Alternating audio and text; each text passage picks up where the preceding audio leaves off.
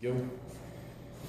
All right, guys, part two on picking a handgun. This time it's actually going to be geared a little bit more specifically toward the ladies. First off, disclaimer, I'm not a lady, so I will not put myself in your shoes. I cannot do that, no matter what everybody else in the world tells you today. That being said, everyone has their own personal preference and what they can and can't do physically, whether it's carrying a gun, how you're built. Probably this gun might be too large for some ladies and to even physically put in their hands. They can't reach the controls because it's a big fat gun. So guns, as you all know, come in different sizes, different magazine capacities, different budgets, different modes of concealment because they're different sizes, user friendliness, etc., etc., etc. So let's talk about some basic things that you probably, as a lady, need when you introduce in there is just remember this. There's two types of handguns. There's going to be your basic double action type revolver. Okay, so you put the bullets in the thing, you close the thing, and you pull this thing right here, and cylinder will rotate and shoot the gun. Get a semi-automatic pistol. All semi-automatic pistols pretty much work the same way. You put this magazine full of bullets into that thing, pull that thing, and then it'll chamber around. You pull this thing, and then bullets will come out. It's not that complex. That being said, you need physical strength to be able to rack this slide. Okay, that is like one of the big things in semi-automatic pistols that a lot of folks, especially guys, will tell a lady, you can't do this, you can't do that. I don't know if you can or you can't. You just have to go out there and try it, okay, and see if you can physically move the slide. Some easy things you can do to move a slide. Take your elbow, bend it to your rib cage, bring it close to you. You would carry heavy things here, not way out here. Take your hand, grasp it over the back of this slide like so. Take this bottom of the hand, push this bottom hand forward, pull this back hand toward you. So you're like shearing this apart, like that. Okay, and usually that will help a lot of folks, especially the ladies, move the slide. It's no big deal. All right. That being said, if you can move a slide, can you grip the gun? Okay, can you grip the gun and reach all the controls? Because that's kind of important. Generally, ladies have shorter fingers than most guys, such as myself. Okay, I guess average size fingers, and you want to be able to touch the trigger and be able to move all the basic controls. Okay, so keep those things in mind when you go to a store. A lot of guns, like these small pocket 380s, if you want to do a size comparison to this Glock 23, is very, very small, and most people can easily reach the trigger. The difference is when you take this gun and you actually shoot them, this will have a lot more felt recoil than this one, simply because there's less mass to absorb the amount of power given by the round.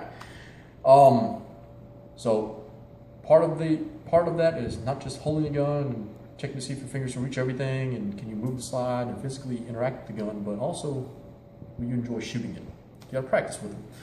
All right, so next on the list that always come up is ladies always are told, it's just a generality, get a revolver. Get a revolver. I'm not saying you should or shouldn't.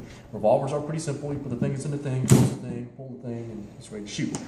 The difficulty about revolvers is not just ladies, but guys too. A lot of people, just in general, have very difficult times shooting these guns well. It's because they have a long, heavy double action pull. And this trigger requires about 14 pounds of pressure to pull. Okay, that's a lot of pressure to apply through one finger. They're easy to load, easy to unload, easy to clean, easy to maintain, difficult to shoot. That is kind of a consideration. Can you shoot them well? Ain't no reason to shoot if you can't hit your target. Moving down on the list then is a semi-automatic pistol.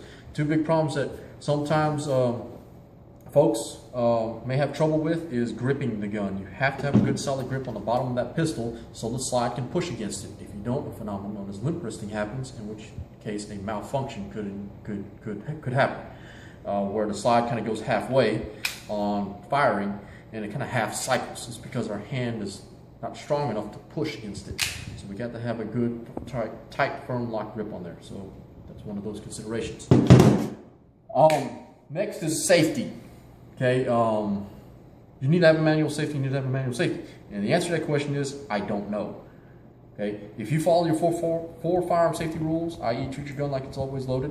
Number 2, keep your finger off the trigger until you're ready to shoot. Number 3, don't point your muzzle at things you don't want to put holes in. And number 4, please be sure your target what's beyond it. Whether or not it has a manual safety is a pro and a con. All right, if you follow those 4 firearm safety rules, nothing's going to happen. Like, that gun is not going to unintentionally go off unless you put one of these bullet hooks up in that trigger and pull on it. That being said, remember this, safeties go both ways. While a safety can help prevent an accident, a negligent discharge, like say you have a bad habit putting your finger on the trigger and then playing around with the buttons, then yes, you need to stop putting your finger on the trigger until you're ready to shoot, and that will take care of that problem.